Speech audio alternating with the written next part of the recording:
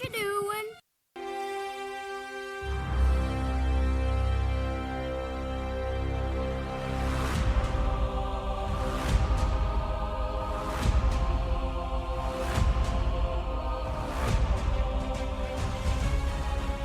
Hello there, and welcome to an all-new episode of Talking Smack, where we talk superheroes, movies, animation, comics, and much, much more. I am your host, Josh Scar, and joining me as semi-regularly, and for the better part of the last month, Matt. Matt, how are you doing this fine Saturday? What day is today? It's Saturday. Saturday afternoon.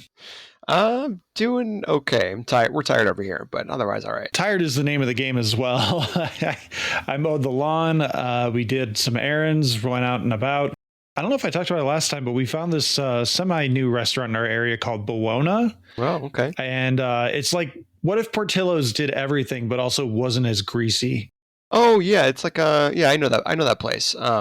It's regional, but it's a chain, I think, based out of. Yeah, they're definitely a chain from the look of them, but like it's good stuff. They've got good chicken tenders. They've got like kids pizzas, hot dogs. They do like everything, and it's clean too. It's surprising. Yeah, I've heard a lot of good things about it, but I've never had the opportunity to go to one.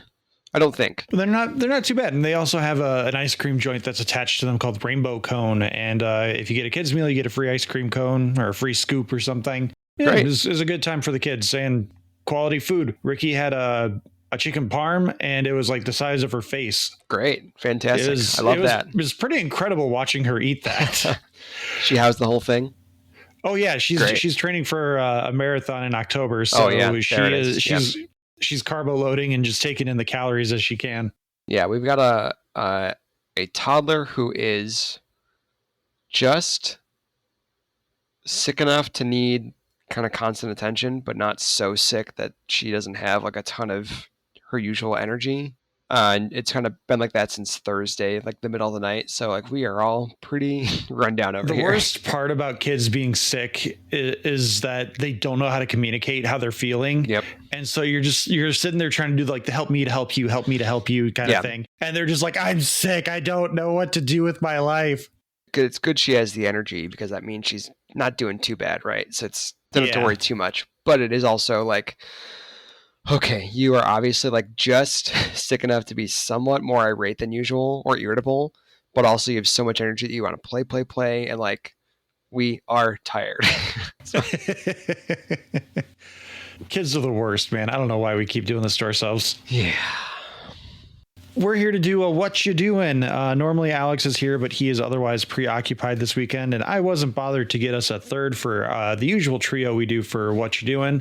So we're going to do our best to do this as a dynamic duo. Yeah, I'm here to reclaim the streak. You know, I was on every episode of What You Doing, but I had to sit out. I think the last one was the live one, right? Unfortunately, I could not. Smackdowns that we had was the live one. I think I missed one of each in there. Yeah. And I prided myself on keeping the streak alive for both, and I had to give up the title. I'll have to go through the thumbnails and see if we can't verify if that streak is still alive. I think you've been on for every What You Doing. I know we did bump it for the Gary Lee interview. And then the last one we did, I think, was back in like March or February. That would help my sense of self-worth if it turns out that I have been on every single one. Exactly. But before we start talking about what we're doing, we're going to hear from Antonio over at the Cultworthy. And when we come back, we're going to ask the all-important question, what you doing? The Cultworthy Podcast. Join me, Antonio Palacios, each week as I guide you through a never-ending sea of obscure cinema and cult-worthy gems that deserve a rediscovery. Find me on all listening platforms and at thecultworthy.com. The Cultworthy Podcast. Join us.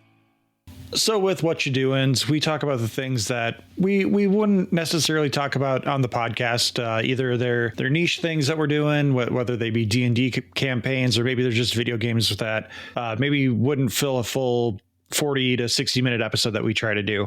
But in this scenario, we will talk about them at whatever length we feel is necessary. So Matt, let's kick it off. What you doing? Yeah, I'll start with the thing that is maybe that I probably have the least to say, but it's not a reflection on how I feel about it. But I recently started the show Shrinking on Wonderful Apple, show. Fantastic show. on Apple TV Plus. Yeah, it's one I meant to been meaning to get around to for a while, especially because I think season 2 got a lot of really strong buzz. Seems like that's when the show kind of like, it's not bad from what I've seen. I'm about That's when people jumped on the bandwagon. Season 1 was great in my opinion. Ricky and I fell in love with that show like within episode 1. The writing, it's some of the best writing I've seen on a TV show as far as like dialogue goes. It's really solid. Yeah. I'm about halfway through the first season. I think I may be exactly halfway through the first season now. So 5 episodes. And yeah, it's really good. And it's like, I don't want to say comforting, because it's not like, it is a show that is like interested in some big ideas, and like it's got a fairly flawed main character, but it's like, it's a comforting show to watch, right? It's got that quality that a lot of the best sitcoms have, even though it's sort of in that Ted Lasso's. Yeah, it's relatable characters who are like at an extreme to create the comedy. Yeah, and it's sort of in that Ted Lasso space where like it is a comedy, but it's also, it's filmed, it's shot very well, it's written very well. It has the sort of the drama underpinning it as well. Got the Bill Lawrence addition to the story. Because that's a good point. He's the Scrubs guy. Yeah. He did Scrubs. He did the first 2 seasons of Ted Lasso, and then he moved on to Shrinking. I believe he also did Spin City. Yes, I think that's right. Yeah, because a lot of the cast of that show eventually ends up guest starring on Scrubs throughout the run. Yeah, and Cougar Town as well. Yeah, Cougar Town I think is probably one of his weaker ones. So yeah, and if you don't know the show, and I don't recall, it's not an episode I would have heard if you guys have talked about it in the past, but it's a show about a therapist who is going through this long grieving process for his deceased wife and has not been handling it very well, and eventually like finds sort of a new life, so to speak, in like getting fed up with like the small and like not small, the consistently unresolved problems of his therapists or his patients, and he decides, forget it, I'm going to like go all in on like getting very invested in fixing these problems for you, which is not a thing a therapist is supposed to do, but he finds sort of this unorthodox approach to treatment very invigorating and has all kinds of effects, good and bad, for the patients, for his life, things he can't foresee. So, and part of it is, like you said, just like watching the characters hang out. I've been a fan of Jason Segel for a long time, which is a big draw. He's the main character. And then also like Harrison Ford's in it. I just had her name. The other therapist, Jessica Williams. She's fantastic. She's my favorite character in the show. Yeah, it's just a really good show. It's a fun show. It's neat. It's comforting. And yeah, if obviously you've seen the whole thing at this point, so like whatever you have to say about it, try to avoid spoilers for my sake. I'll keep my praise to a minimum. I think I did talk about it on a previous What You Doing. It's a show that I think is worth the Apple TV subscription. You can knock it out within a month if you're kind of like me and Ricky, where we'll watch like 1 or 2 episodes of a thing a night and we'll just kind of keep going.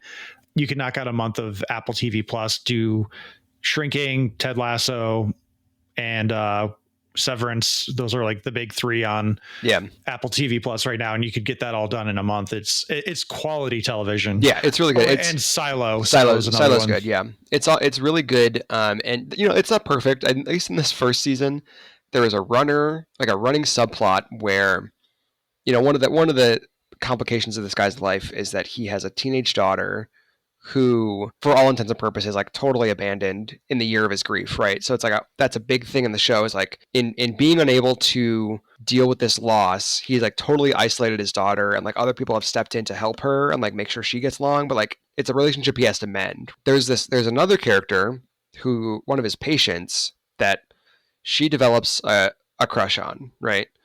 And there's a lot of conversation in like this in a few of the more recent episodes I've seen, where like many of the adults are talking about this as though it is like, it's not just, oh, she has a crush. It's like, you better watch out, they're going to get together. And I'm like, this man's in his 20s. Like, and this girl is in high school. She still hasn't passed her driver's test. Yeah. Why are you talking about this as though it is like a thing that might reasonably happen and not like a thing to be concerned about if it did, I don't want to spoil too much, but I feel like that's a carryover from Cougar Town. And maybe it's a little bit of a reconciliation for what happened in Cougar Town, because there is a similar situation where Courtney Cox's son falls in love with Busy Phillips' character, but Busy Phillips' character is like in her mid to late 20s while he's still in high school. Yeah. and they're like they develop a relationship, and it's really gross, and like that's where I kind of noped out of the show. So it's a thing where like it's nothing has happened in that relationship. There's I'm still in the midst of it. But just there was a way that they were talking about it in one episode that I was like, this hits weird. Like you guys are giving this girl's dad guff about this like developing relationship, and not a single one of you adults is saying she's in high school. And then the next episode we show her in high school. But that's a hopefully minor quibble I have with it. But it is and I guess the only other quibble is, and this is the premise of the show, right? Where like anyone who did this would be immediately like delicensed. Yeah. But that's fine. That's you don't have that. If that happens, you don't have a show. So whatever. But yeah, I'm enjoying it. And to your point, like I've said this a ton when it's come up, but Apple TV Plus, just in terms of original content, original shows, is like quietly the like best. They have value. The best hit rate. Yeah. I think almost every show that I have seen, and I haven't watched everything, but every original my wife and I have watched has like been at least pretty decent, otherwise, if not great. In terms of their TV shows, their movies are very much a different kind of rate. Like F1, I think, is like probably their first legitimate hit where people seem to enjoy it. Although I've heard it's okay. It's not actually really great. But it hits that dad demographic where like the boomer dads are like, oh, this is amazing. But everyone else is like, it was fine. But the TV shows have a pretty significantly good hit rate. We've also been watching Murderbot, first season of that, which is pretty solid, based on a novella that my wife really likes, which is the main reason we're watching it, because she was into it. But it's pretty solid. So I guess maybe my other stealth, what I'm doing is just Apple TV Plus, not a sponsor, but could be.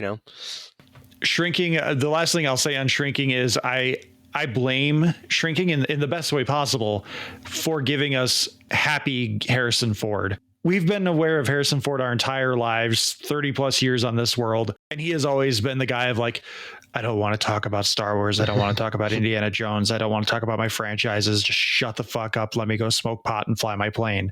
And now all of a sudden he's doing Shrinking.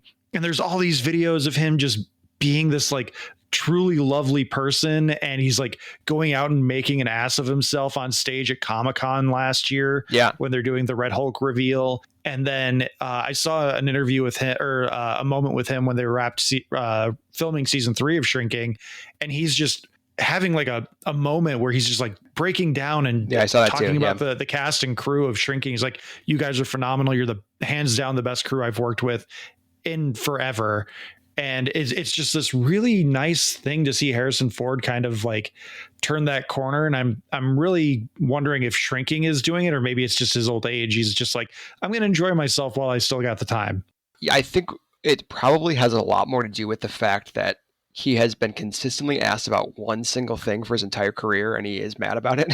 So it turns out when he's doing projects and getting accolades for something else, he enjoys it, right? Because I remember seeing, I didn't see that last Indiana Jones movie, but I saw the way he talked about it, like in some interviews and stuff, and he seemed to have really enjoyed making it, right? Where I think he just like, maybe not hates Star Wars, but he hates being asked about it. He hates the people that dive into the lore of the thing. Yeah, he doesn't give a shit. He shouldn't give a shit. And also like, obviously it's the thing that made his career to some degree, to a huge degree, but it's also like a thing he did at the start of his career. So now he's been doing it for 50 plus years. Yeah. So like, I imagine by like 1992, you're like, Jesus Christ, I'm going to be in Air Force One, or I already was whenever that movie came out. Like, can you ask me about that, please, instead of Han Solo again? So it really seems, and even like, Brave New World. Was flying Air Force One like flying the Millennium Falcon? Yeah, right. Fuck you. Brave New World was like, it was all right, but it seems like he had at least an okay time. And he put on a good performance in Brave New World. Like he came to work. He didn't come for just a paycheck. So yeah, Shrinking. That's me for now. Not Shrinking. I'm watching the show Shrinking. That's my thing. It does look a little cold where you are. Yeah, it's not to keep getting diverted, but it's great. I'm sure it is over by you too. But aside from the sick toddler, it is like the perfect temperature, but the air quality sucks. So it's like the temperature has been great the last like 3 days, but yeah, you look out at the sky and you're like, oh yeah, the world's ending. Yeah. So it's like, unless I'm going to throw on a mask, I'm not probably going outside because I don't know what I'm breathing in. So Matt, do you have a question for me? Yeah, what are you doing? What you doing? Hey, what's the thing that you're up to? One of the things I'm up to is I finally gave I think it was the game of the year last year, or maybe it was a game of the year contender, Balatro or Balatro. I think there's I don't some know how you're supposed to pronounce it. there's some confusion about how to say it, and I think basically all comers are welcome. I like Balatro. I feel like that flows nicer, but I don't know. I've heard that apparently it's supposed to be called Balatro, but that doesn't flow as nicely to me. But I've been playing this roguelike card game that basically when I tell people what it is, I'm like, it's Tetris mixed with poker. Like that's the best way I can describe it, because I legitimately can't say that I think I'm having fun, but I can't stop playing it. Yeah, you're like addicted to it. Yeah. Yeah, because it's you want to beat your high score. You want to see how much further you can get. Yeah, I have not played this partially because I know that if it clicks for me, that's what will happen. That I won't be able to stop playing it. But just I think it came out last year. Or maybe it was earlier this year. It was February. It was February last year, I believe. And it's just the biggest thing in games for such a long time, where it was just like came out of nowhere, and just the way people talk about it is it's an addiction. It's the only way I can. Yeah, it's got that card builders collection kind of thing where you're hoping to open a deck and get a thing, which like I don't really care too much about that. My collecting addiction is comic books, so like a virtual video game where I'm devoting time and not money to it, I'm like whatever. Like I legitimately do not know what decks or cards I've unlocked. Like I saw someone recently unlocked like a ridiculously rare card in the game, and I'm like, why is this news? Yeah. But I guess some people were like, oh my god, because as far as I know, you can't reuse those cards. Like you can't build a deck and bring it into a game, at least not in the version of the game I'm playing at the moment. Like maybe there are future decks that I can unlock that will allow me to do that, but as far as I know right now, I'm just playing the game, and each round is more or less the same. Is it potentially a thing where, and again, this is all based on stuff where I listen to a lot of like video game podcasts. I listen to, I follow a lot of this stuff just like generally. So I picked some stuff up by osmosis, but I wonder if it's a thing where like you can't build a deck like you can with like Magic or Pokemon or whatever. But in terms of like the randomness, maybe opening the card in a pack means you have a chance that will pop up in like the RNG of your game later. So like, oh, this really rare card that maybe That's is possible. Like, I have a chance of like pulling that when the game starts or whatever, the next run starts. But yeah, it seems like from what I've gathered, it is like, I think one of the reasons it's been able to get such a hook in people is because it's not a poker game, but it has just enough of that DNA where like poker's a thing a lot of people get, right? Even if they're not like a video game person, a lot of people like know how to play poker. So like just having the aesthetics of like, okay, you're building these hands and then throwing this and this and this on top of it is like a very easy baseline, I think, for people to get into. Like I said, I don't know that I'm having fun with it, but it does trigger that like Tetris side of my brain where I'm just sitting there puzzling out like what hand can I make to hit the score that I need to hit, and what boosts do I have that allow me to hit there? Like what cards do I have? Can I sell some cards and maybe get a better one?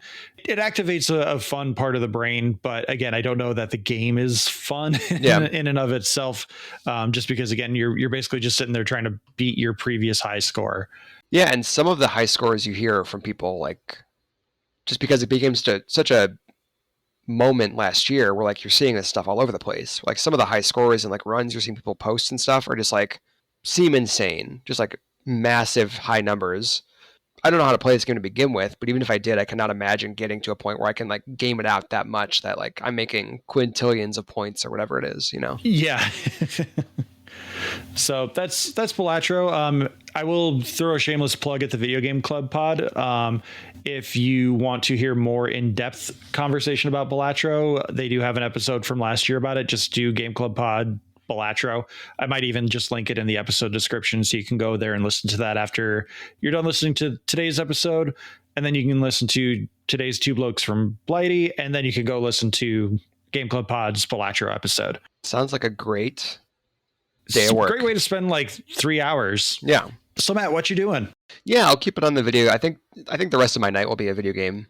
train. And I know this is another one you guys did a bespoke episode on, but I recently have finally been able to find time to start the game from this year that everyone's kind of crazy about, Clair Obscur Expedition 33, which I'm about, I want to say 5 or 6 hours, somewhere under 10. You're still in Act 1. I'm still in Act 1. I've just, to give anyone context, I have done a lot of exploring, but in story, I've just gotten to the point where you meet a character, a funny little balloon man who can help you get over certain kinds of rough terrain. SKA is the best. I love SKA. Yeah, so that's about where I am story-wise. And then because that is an opportunity to go explore the world, I kind of stopped and was doing side stuff before moving on to the next story thing. So, but yeah, I'm really digging it, where it was one of those games where like once it hits, once I'm hearing about what it is, people are talking about it, you're talking about it, and like you play games, but it's rare that, like, maybe I'm speaking out of turn, but like it's rare that like the game of the moment kind of like captures you in that way, right? Where and like I not to go hipster, but like I didn't know what the game was, and I downloaded it onto my Xbox, I think like the first week of May. So it had only been out for a few days.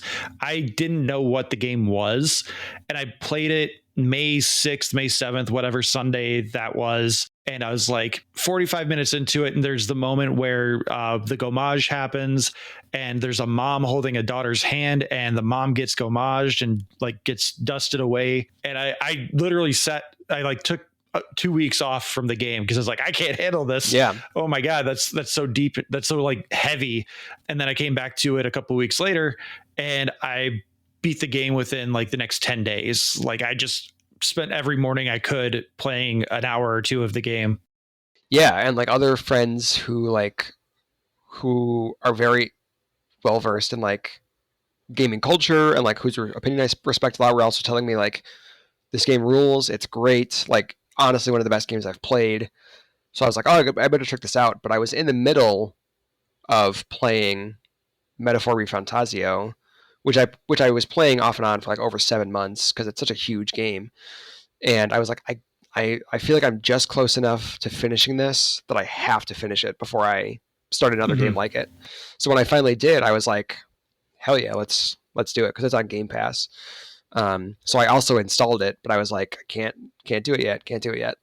And it just, all the stuff you're saying, like it hits you like a ton of bricks almost immediately. And it just is like such an interesting take on turn-based combat, that I'm only now just starting to like kind of figure out both like some of the intricacies of, because it's also kind of got the parry system, a dodge system, and just like the ways that it is focused on adding effects onto enemies to then utilize for greater damage later.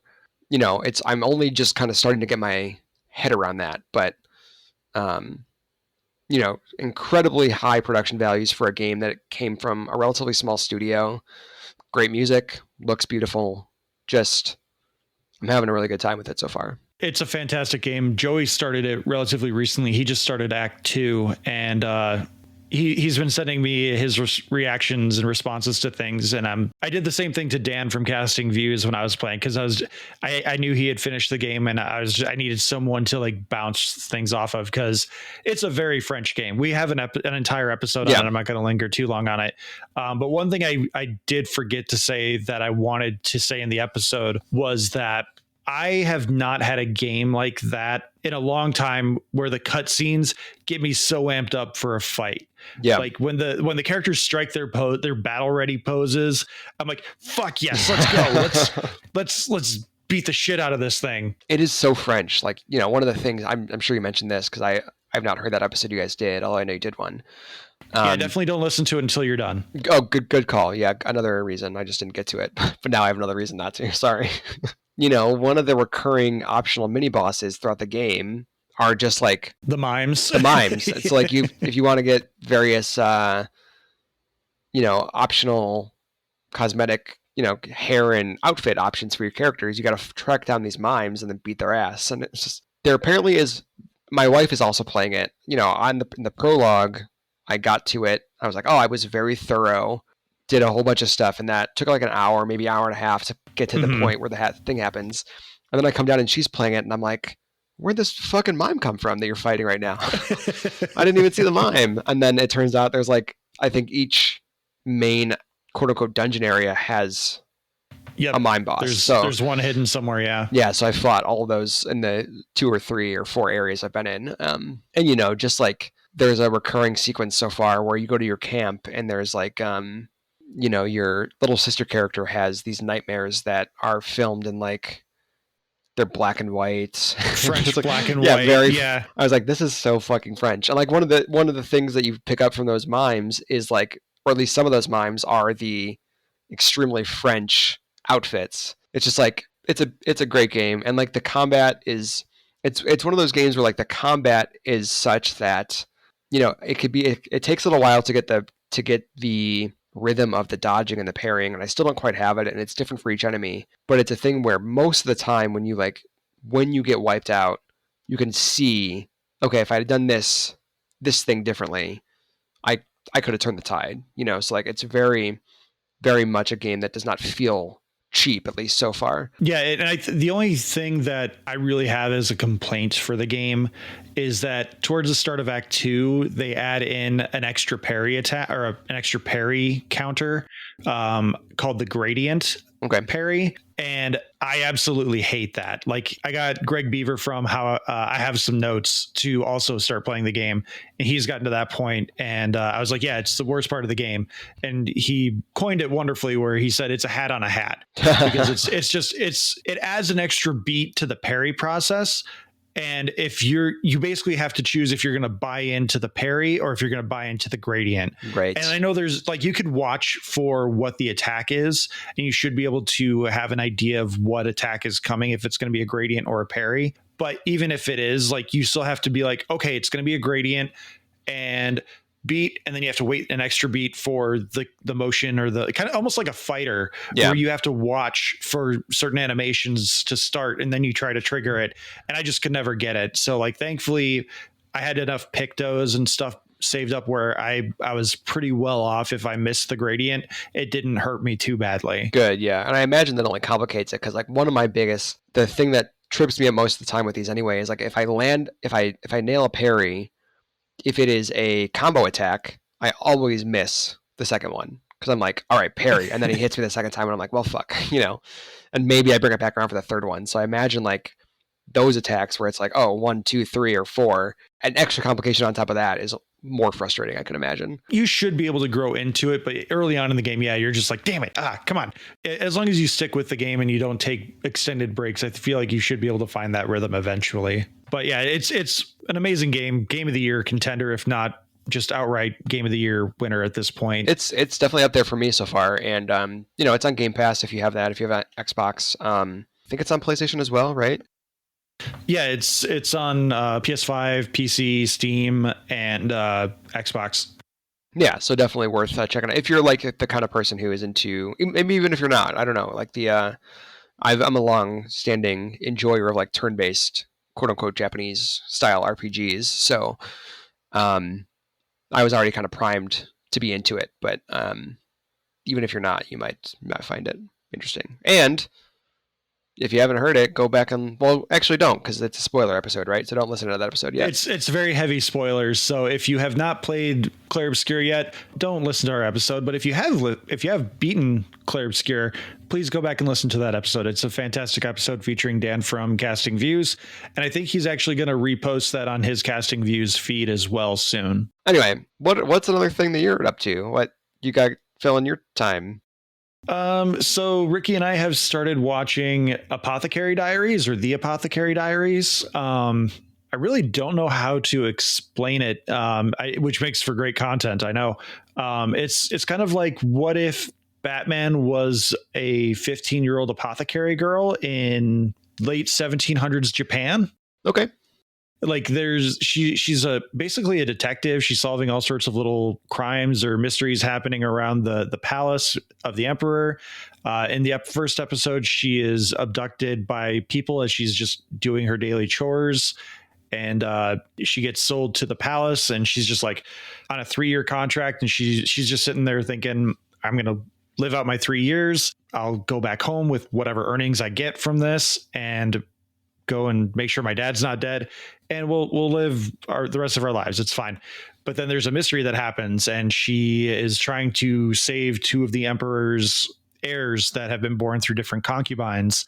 Through this mystery that she solves, it's discovered that she is educated, and so she gets kind of like brought up the ranks and given more tasks and problems to solve. And there's even further mysteries. It's a big old onion, but it's delightful because you have this setting of this beautiful Japanese palace, but then you have like the little anime moments, and this main character Zhao Mao is her real name is Zhao Mao, but her nickname is Mao Mao. There's all sorts of really funny little anime moments where she's like this super curious cat kind of personification. And this is an anime, to be clear, when you say yes, anime moments? It's anime. It's really delightful. The characterization is great. The voice acting on the dub is fantastic. And it's a lot of fun. If you like little mystery shows, it's well worth your time. Yeah, I feel like I have heard of it. Not enough to like know what it was, because when you first were talking about it, I was imagining like a live action thing. So like I had it very well could have been, like, it feels like it was pitched as a live action thing, but it gained no traction. So like they probably just went like, it's too expensive, it's too ornate, we can't recreate this. Like, we're not Shogun, we can't do all this in 8 episodes and whatever. Right. So they went to an anime studio, which probably was like half the budget, which is still probably pretty expensive. And then they just added little anime things to kind of liven things up. Yeah, I've definitely heard of it, but like I was saying, I don't know anything about it. So that's interesting to hear. Is it on? It's an anime, so it's like on Crunchyroll or Hulu? It's on Crunchyroll and Netflix, I believe. Gotcha. So what are we talking? Like 12 episodes, more, less? 2 seasons, each is 25 episodes. Actually, okay, all right. It's so it's a proper real anime. One of those long seasons. Good. You know, I love to hear that. Yeah, proper full season of a thing is rare. The fact that we're getting all this is pretty great. Yeah. Unlike another really quick anime, My Dress Up Darling came back. I'm only watching the dubs. They're on like episode 3 of the dubs, which so far is so good, super cute. I think that the animation team did change up, or the animation studio, because it does look a little different. But same stuff from the previous season, just super cute. We're getting a lot more Waka no Gojo stuff that is just fleshing him out more as a character. From season 1, my biggest complaint was that he felt kind of like a blank slate character for just the weebs to impress on, but he's actually becoming like a real character in this season. He has his own opinions and feels and views on things. Yeah, that sounds good. I unfortunately can't, prod you along by asking questions, because I don't know anything about the show, and I'm not much of an anime. I'm not an anime person. I just don't watch much of it. Although just literally last night, I was like, like I mentioned, we are in the midst of our sick child fugue. So my wife went to bed as soon as our kid was out, and I was just like sitting watching TV, and I suddenly was like, I should check out what's on Crunchyroll. It's been a while since I've popped in there, and I'd like bug my brother for the login, and it was just enough friction that I was like, well, I'm gonna go watch Shrinking instead. So, but I was like, oh, anime. Maybe I should try another time to get back at anime. So maybe I'll become an anime freak. There's like a lot you. of good stuff. Yeah. I mean, I've gotten so tired of the Netflix stuff and the Hulu stuff since I've cut cable. Like I don't have the TV stuff anymore. And I'm budgeting on all my other streamers, and I don't know. There's nothing on Netflix as far as like shows go for me.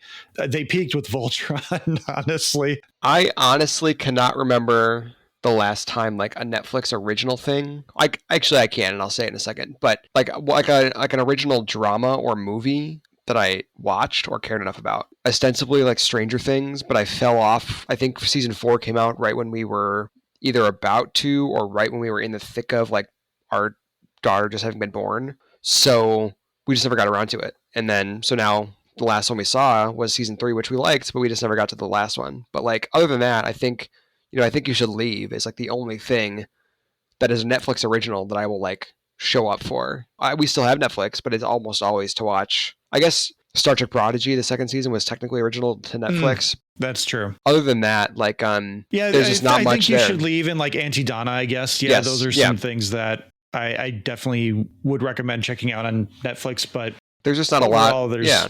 You know, there's stuff people like, but it's not anything. People like that Wednesday show. I look at it and I'm like, it's not for me. No, thank you. I don't really care. it was okay. I did, yeah, and their whole thing with adapting live action things, which bringing our Discord into things. Apparently, Netflix has kind of dropped the idea for the time being of doing a live action K-pop Demon Hunters adaptation. Yeah. But I say give it 2 or 3 more years and wait for that announcement, because it's coming.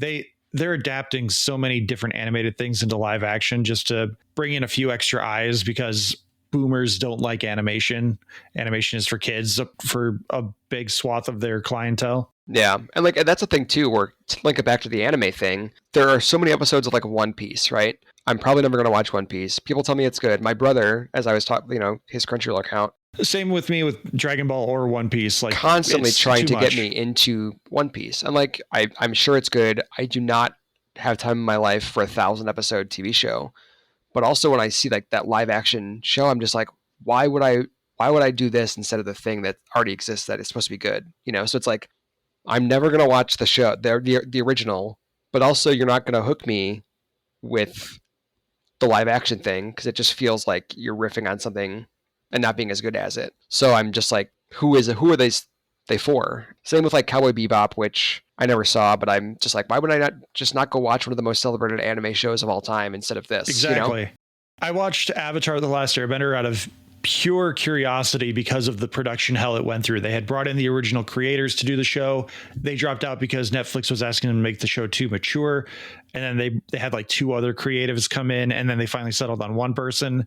They started releasing the images and like the cast, and I was like, it looks like the show, but what is it? And I just remember it being so flat.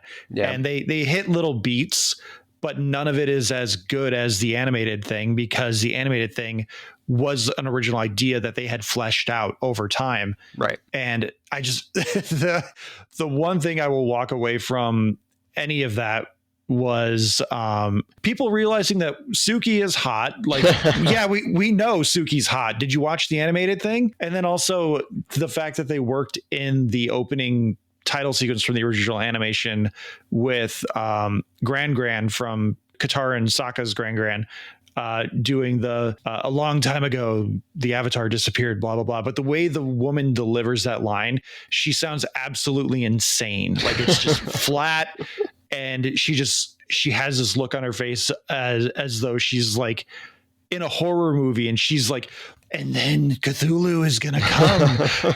Oh my God, lady, like, you need to be in an asylum. Like, get away from these kids. I think a big revenue thing with streaming is, I think it's basically like a money laundering operation. So hopefully somebody's getting paid, from all that.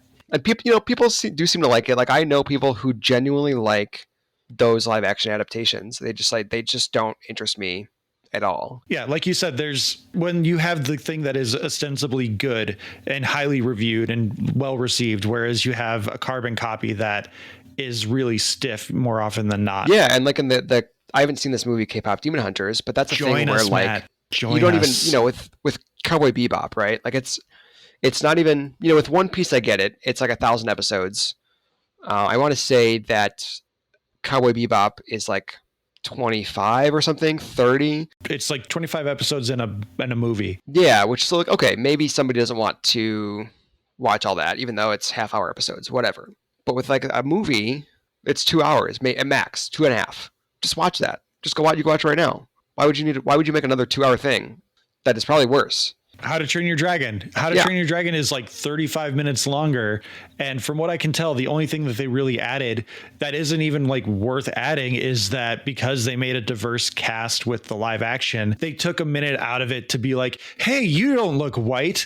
Just so you know, we appreciate you being here and hating dragons. You're also not white. Thank you for being here and not being white. We love everyone in our village. Thank you for being here. And it's so unnecessary. Yeah, I guess our live action Demon Hunters is like, okay, well, we could probably cast whoever is hot in actual K-pop right now or whatever. But, still, I just don't get it. And, again, we could make a whole episode about this probably, is I feel the same way about literally every single one of those Disney Disney remakes. Like I've not seen a one. I've almost made it like part of my personality now that I don't watch those. Is like how strongly I feel about As them. well, it probably should be. I will maintain that Lilo and Stitch is a legitimately good remake, but it's not nearly as good as the original anyway. But like it actually does its own thing for the most part. Unfortunately, I will never know until your daughter makes you watch it in a few years. I gotta hold strong while I can. So Matt, what you doing? Yeah, so another video game thing I've got is I've been playing also. I'm alternating between Clair, Obscur and then also the new Donkey Kong Bananza. And also, I guess we could also expand this out to generally be maybe about the Switch 2 console generally, because we did an episode about that when it was first announced and detailed. But yeah, so it's the new Donkey Kong game. It is basically a big open-ish area collectathon, not dissimilar to Mario Odyssey, if anyone's familiar with that. I think it was made by the same team within Nintendo that did Mario Odyssey, where basically you play... I think I remember hearing that. Yeah, at least some crossover there. And basically you are Donkey Kong, and you're in this succession of levels where you are... Long story short, you're just collecting big giant gems that look like bananas. And similarly to Mario Odyssey, there are like bespoke story ones. There are bespoke like challenge level areas. There are ones that are just kind of littered throughout the world. But probably the big hook is most of the world is like destructible. So you are Donkey Kong, you're a big ape, you can punch shit, and most terrain, if you punch it, you will punch into it. And so it's the Force Unleashed and that one Incredible Hulk game that everyone loves because of the destructible environments. Kinda, yeah. And that plays into some of the puzzles. And sometimes it's also where like, okay, you also have this sort of radar that you can hit where it's like, okay, if you have anything in your vicinity, you can see the outline of a banana somewhere. You can see the outline of one of the collectibles or the currency somewhere. And like there's maybe a specific way they have designed for you to get it, but also potentially if there's a path, I just slammed down and then now here I am in the room instead of the way they intended. So like there's some kind of freedom of player expression there too. And it's just like it's gorgeous. It just has very beautiful animation, very great look, and some really inventive levels. There's a few, and there's a couple of levels I've hit so far that are like straight up homages to Donkey Kong Country, which is like really wonderful. There's this thing that you can do where the world's there's a little like village area in each world where it's like you can buy some of the cosmetics, you can save, you can do all that stuff, but there's also little hotspots throughout the world where like you can pay a character to build yourself a little like nook where it's like, okay, I'm on the other side of the map, here's a place I can go save and heal up if I need to. And those places have this little jukebox that you can play music you collect and stuff too, and it defaults to playing a version of the DK rap from Donkey Kong 64, which is like just like beautiful little touches like that. I feel like I'm rambling, but anyway, it's a good game, and probably like we can talk about a little bit about Mario Kart World if you like, but it's probably like the first big game that's like, oh yeah, Switch 2, really good, whatever you think of Mario Kart World. We've litigated this enough in the Discord that I don't want to linger too much on it. I think it's fine. It's a Mario Kart, but the open world stuff just isn't for me. Yeah, and I only mean insofar as like we can just we don't have to like argue about it or anything, but insofar as this as a discussion about Switch 2 more generally as well as Donkey Kong. Yeah. I don't have the income to really invest into too much with the Switch 2 right now. We mostly just bought it because Ricky is very excited for Pokemon Legends ZA, which is coming out on the Switch anyway. But I'm trying to convince her to just get 3 copies of the Switch version because the 2 oldest need their own copies and Ricky needs her copies so she doesn't have to like borrow them or like ask the girls for them. But I don't think the Switch 2 upgrades for ZA other than like the graphical capabilities is really kind of worth it. Like unless they really kind of Tears of the Kingdom with the Minecraft elements where you have to use the mouse feature and stuff, I really don't know what you're really paying an extra like almost $20 for.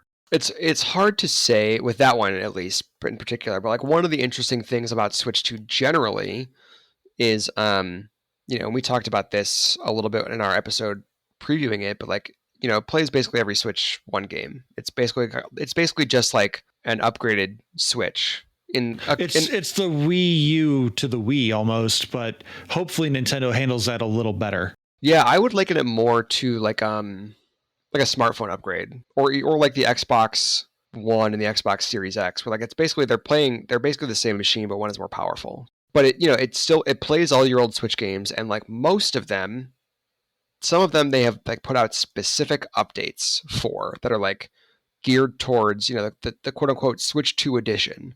They did them with the two Zelda games that make it run at like 60 frames per second. They added like this app functionality where you can like use your phone to do stuff with the map. It gives you a GPS and everything. Yeah, but I think even if a game doesn't have that, I think most games just function better on Switch 2, Switch 1 games. Like there's games like Link's Awakening remake from Switch 1. Great game, beautiful, but had some like genuine like frame rate issues at points that people complained about at the time.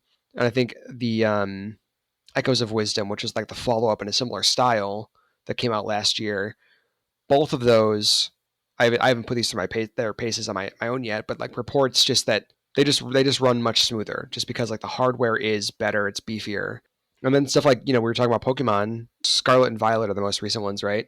I really enjoyed those games, but they were plagued with a lot of technical issues. And I've, again, not put a ton of time into it on Switch 2. I like popped it in to check it out.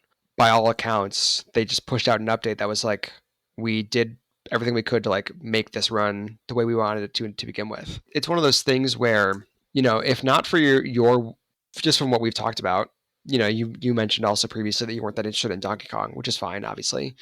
But it's a thing where I was like, we were talking about that, and to myself, I was like, why did he buy a Switch 2 then?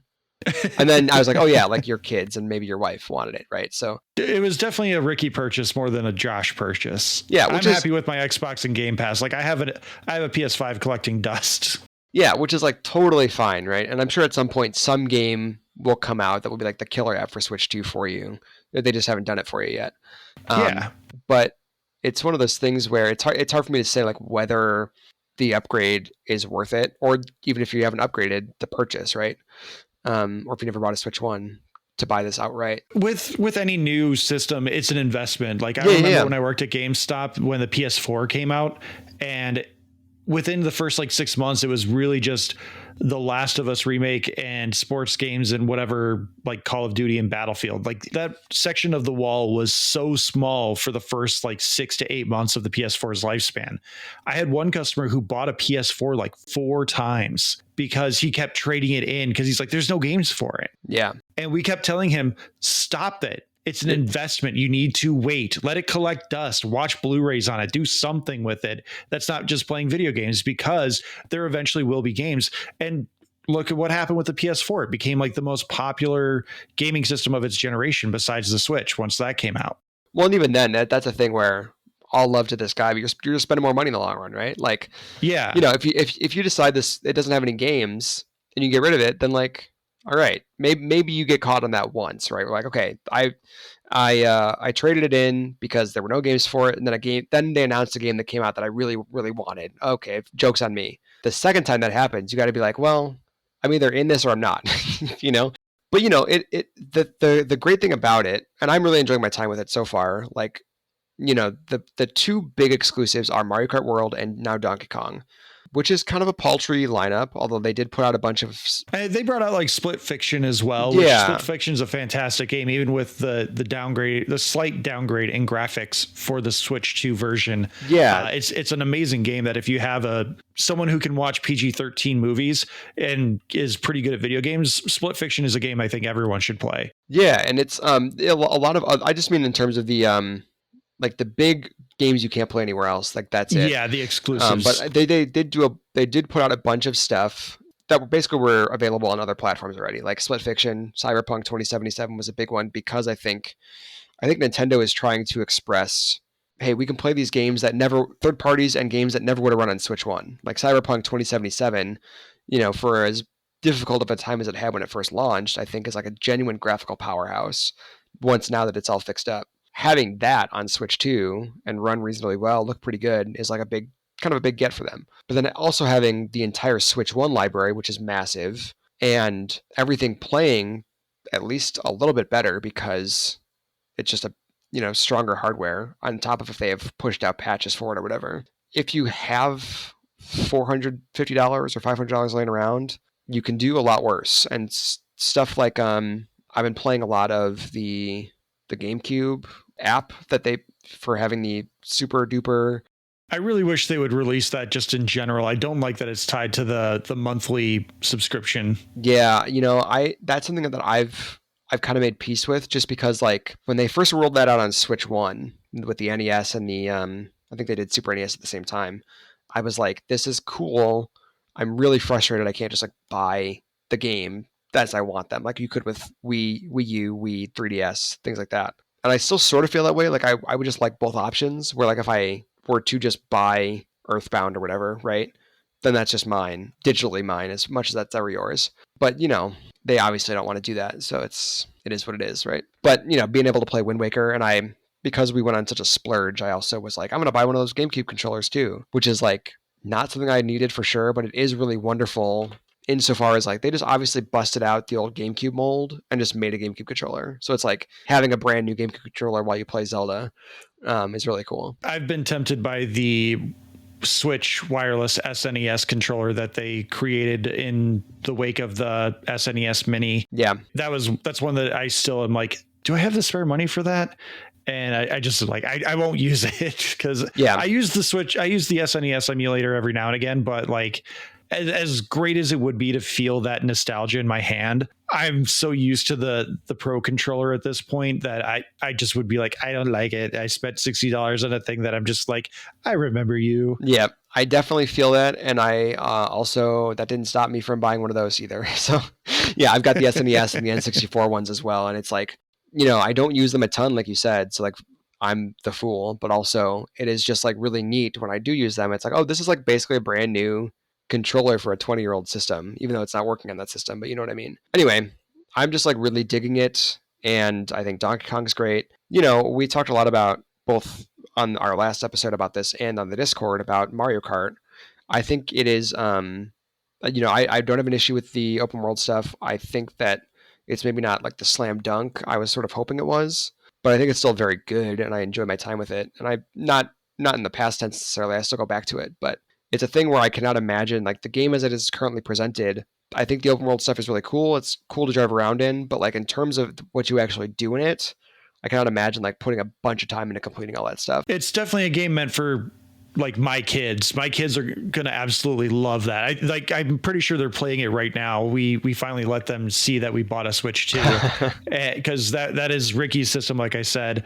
And I think Ricky just wants to read. And so she's like letting them distract themselves by playing video games in our room. Yeah. But the open world stuff is, I think it's really just meant for kids to just kind of drive around and waste time in. It's really interesting because I think you're right. And I think it is also designed with like players that really want to break the game over their knee in mind as well. Because like the main things you do in the open world, if you're not like driving around the bespoke tracks, which you can do, like they're kind of all built out so you can just drive and explore around as well as on the track, right?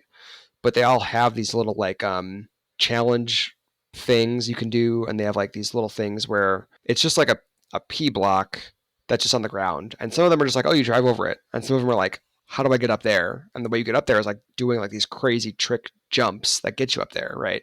So like I'm never gonna learn the game enough to do that as much as I enjoy the game, but somebody is going to. It's just like so like it feels like there's maybe not as much of like the average player in mind. It's like younger kids or people that just want to drive around and like total sickos, but like you and me, or maybe even more me, because you don't really even like the open world stuff, are kind of like, well, there's not much for me here. But who knows? It's a thing where, like 5 years after Mario Kart 8 Deluxe came out, they were like, oh, by the way, we're adding like 100 new tracks or something. So yeah, they could update like it over 2 years. That was great. Yeah, they could update it tomorrow and say like, oh, by the way, this whole like area that there's not much going on in, we just added a new track there. Who knows? I don't know if they'll do that, but theoretically that could happen. So. I'm still holding out hope that they bring in a classic Grand Prix, because there are some pretty amazing tracks in there that I really want to spend time in instead of a single lap other than like the opening track. I have heard that there are ways to like basically string together that, but I've not been able to figure out From how what I to do understand, it. it's you have to do a versus. I don't know if it's specifically online, Oh, okay. but you have to do a versus and then just kind of like select your tracks Oh, so as you do the it just strings verses. together the tracks as opposed to doing a cup or whatever. Yeah, Okay. but that's even that is like certain tracks are the only ones that you can do lap based tracks Gotcha. on. So even some tracks are still you have to do the interchange and then do the one lap on the actual track. So I mean, it's not perfect. I put a good deal of time into it, and I at least got all the various costumes for people, which I enjoy doing. I didn't get all the characters because maybe one of the weirdest things about it is like there's an entire type of character that's just like the enemy characters, right? They don't have costumes. It's just like here's an enemy from a Mario game. The only way to get them is like through a very specific item that is like Someone has to get like a comic, right? yeah, Someone because then has what to he use a comic, and does, then they change the other players. yeah, all the players ahead of that player get turned into one of these characters, and if it's a character you don't already have, then you've unlocked that character. But it's random. It depends on a character getting it, you being ahead of that player, and it being a character you haven't gotten before. So that's the thing where I'm totally mystified. Where it's like there's probably a way to farm this out. I am not going to do it. You know, as much as I would like to No. get Charge and Chuck or whatever the fuck. Anyway, so like Donkey Kong, I enjoyed Mario Kart a lot. Donkey Kong Bonanza is like the real first game that I'm like, all right, okay, this is like the thing that makes the purchase worth it. Aside from like Zelda, you know, which again is like a 20-year-old game I could play on. Don't tell anybody my Steam Deck anyway. So, but you know, I'm enjoying playing it on Nintendo hardware and stuff. So, yeah, Switch 2 is cool. I'm enjoying it. I will say, if I'm going to praise anything besides like the tracks on Mario Kart, I do enjoy that no matter what difficulty you're playing the Grand Prix on, the computer is pretty difficult, like, Yeah. and unrelenting. Like they, even on 50cc, like I think there were a couple of tracks in my first couple of run throughs where I was like, oh damn, I ended up in third place because I got hit with the blue shell and then immediately got hit with the red shell. And then someone hit me with a boomerang and I fell way behind. Like I appreciate that they added in a little bit of a curve into the game that makes it so that across all CCs of the Grand Prix, that the computer is still kind of a bastard in its own way. Yeah, we'll see where the system's at in like a year. There's like there's still not a ton we know about. Like we know that there's a Pokemon game coming out. We know there's that Metroid Prime 4 is coming out sometime this year, and Pokemon's in October. And those are also both games that are shipping on Switch 1 as well, which is good that they're still supporting the original Switch. But I'm sure those games will I'm sure they'll run better on Switch 2, but I don't know that they'll be like the mind-blowing games people want out of a new console. You know, maybe there's stuff they haven't announced for this year. Obviously, there's definitely stuff they haven't announced for next year. So I'll be curious to see like what their first-party lineup is like a year from now, especially because getting a proper Mario game and all these other things. Mario Odyssey, which was the last like 3D Mario, came out in 2017, which will, if a new Mario comes out next year, will be 9 years, which is a huge gap. There's been Mario games in between, but you know, a big proper Mario game like that's been a while. So it's been a while. Sorry. And that's all right. I don't know why that popped into my head.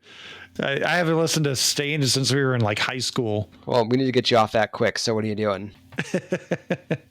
Oh, it's our favorite thing, Star Trek. Yeah. Strange New World season 3 picked up a few weeks ago, and they just dropped episode 3 or episode 4. I think episode it is 4. Yeah. They dropped 2 the first week, and then they've done 1 ever since. Yeah. First 2 episodes. Episode 1 finishes off the cliffhanger ending from season 2, which like finally, I've been it was like forever almost 2 years. Yeah, it's been a while. No Don't pun do intended. It. Don't do it. No, it took me a minute to remember all the stakes of what happened in that one. Like all the crew were abducted and the civilians, and they were saving Captain Pike's girlfriend, who had been scratched and therefore implanted with Gorn eggs. And that's a through line that's still continuing on through at least episode 3, which episode 3 is a full-on zombie episode. Episode 4, which just dropped this last week, that's a murder mystery episode I have yet to watch. But it's really fun to see how they're kind of like using these different genres. And like maybe this is an actual Star Trek thing, and they're just like condensing it because they're confined to 10 episodes per season instead of 25, 26 episodes like they were in the 90s. But it's just a lot of fun seeing them do like, oh, there's a zombie episode, and now there's a murder mystery episode, and there's a weird multi-dimensional being episode that does weird things to reality. I think that is sort of something they're pulling from just Star Trek generally, although I think more spiritually than in practice, right? Where like the thing that Strange New Worlds has, partially because of the budget, partially because of the fewer episodes, which probably is helped by the big budget, right? Or hindered, depending on how you look at it, is they're able to really, really commit to those. They're basically just doing a new genre where like a TNG episode, there might be one that is more comedic or more scary or more actiony, but it is all sort of within the confines of we are a syndicated TV show with a certain budget and we can't blow that budget. So it's still like the same sets that are mostly dressed up the same way, that it's mostly kind of the same style, right? Where like in Strange New Worlds, especially, you know, the zombie episode feels like a zombie episode. Like it feels like it's shot like a zombie episode. The murder mystery episode this week, which, you know, is kind of their take on a kind of classic holodeck gone wrong episode from Star Trek. You know, without giving away too much of the premise, it feels like a like 60s kind of noir thing. And the premiere and the finale, which were a two-parter, feel like a big budget action thing, you know? So I think they're just better able to like really nail down the genres they're playing in, that mostly just because of budget. Old Star Trek couldn't always do that. As someone who has versed themselves in a lot of Star Trek over the last few years, is the conclusion to the premiere episode with the Gorn, is that alluding to something that comes up in like the original series or in the Next Generation? So in that episode, they basically like solve the Gorn problem, right? Or like the Gorn are this big, in Strange New Worlds, the Gorn are like this big, huge threat that are finally about to break out and then attack the Federation. And they're like so vicious and so overwhelming that the Federation doesn't stand a chance. Pike and the crew, among all the other saving they have to do, finds a way to like make them inert without getting too into it, which I think is partially about the Gorn are from an episode of the original series where it's basically like Kirk, it's called Arena, where Kirk, it's the episode where the Kirk fights the big lizard man, which is kind of a famous episode. They parody it in Family Guy where you have the one nerd guy being like, here's where you can see the zipper, here's where you can't, here's where you see the stunt double, here's where you can't. Yeah, and I think something they say in that episode is like that the Gorn have not been seen in a long time. They may have said no one's ever seen them, which so it's kind of maybe a continuity break, but I think the idea is like, okay, we're gonna like settle this, and that way we're not breaking the continuity later, that they can say like, oh, the Gorn have been seen in X number of years or whatever. Although, you know, a lot of the Gorn stuff, which tends to lean more towards like the action or the action horror. I think the first Gorn episode in season 1 is basically like we're doing Alien. They're much more in that vein than the TOS episode, which is again just like a guy in a rubber suit, kind of like lumbering around William Shatner in the 60s, you know? So far, season 3 has been really good from what I've seen. The episode with Rice Darby was fantastic. Anytime Rice Darby shows up, it's a wonderful thing. Yeah, to see Spock do some dancing, and I forget the actress's name who plays La'an. Christina Chong. I'll never forget. She's got some moves. She is a very elegant dancer, and it's really fun watching actors stretch and show off what they can do, because usually you would think like, oh, Star Trek, Star Wars, whatever IP you can think of where it's a space opera or just some kind of perceived action show.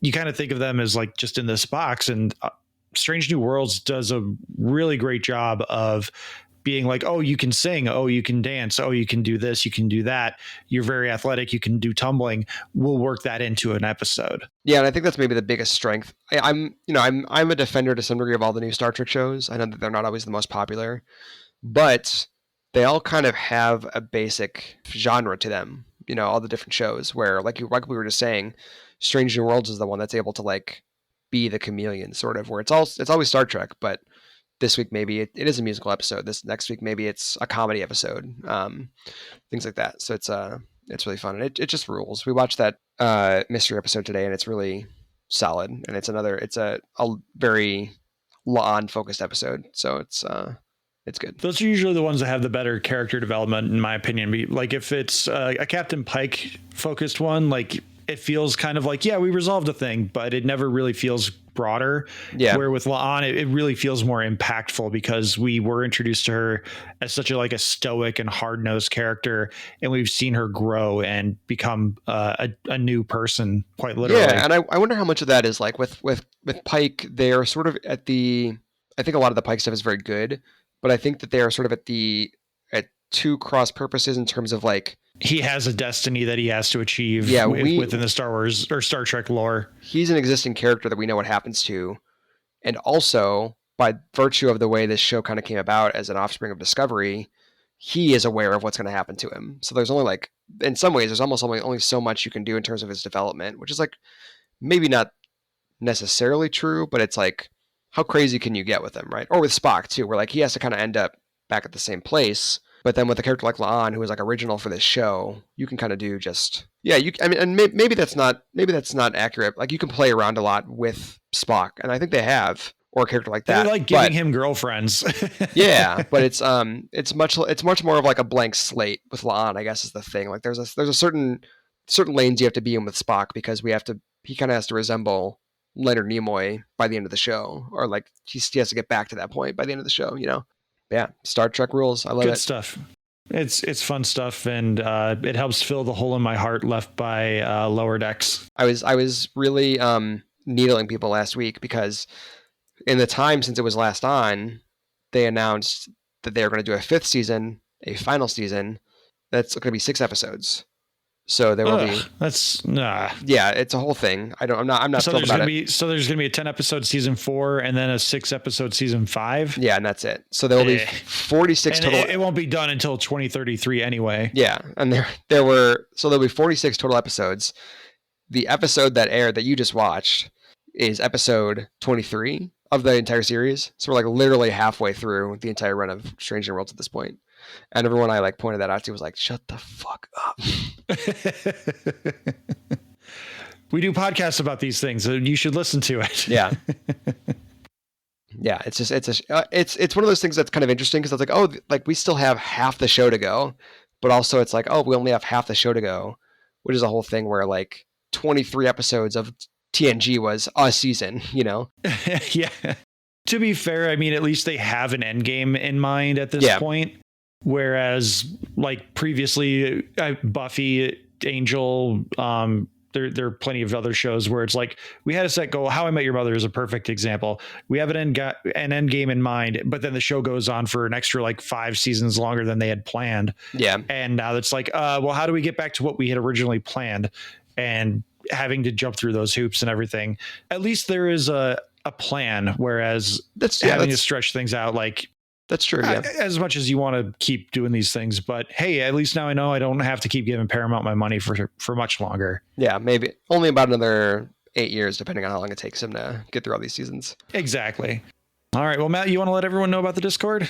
Yeah, we talked about it a little bit here, but Discord is it's a place where we all hang out. I think all the regular hosts or semi-regular hosts are there, active to varying degrees, and it's basically just shit like this. If you like this and want it in text form, a chat room form you can interact with, then that's where it is. There's a link in the episode description, right? There's a link in the episode description.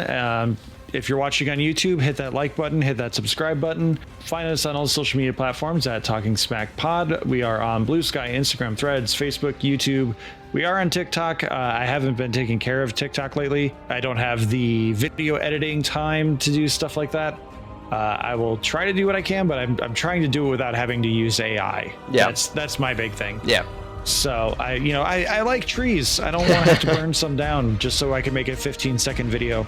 Email us what are you doing? What are you watching? What are you reviewing? Email us at tsmackpod@gmail.com. Thank you to Leo Allen for our musical themes, Beppo for our avatars, Retrail Studios for our Ricky avatar. Please like, subscribe, rate, review on your podcatcher of choice. Again, if you're watching on YouTube, hit that like button, hit that subscribe button. Thank you so much for listening. Alex, take care of yourself, whatever you're doing. Matt, thank you so much for being here. Always. Taking time away from your 6 toddler. Always. And with that, let's just stretch a little bit for time And we'll say, what should people be watching?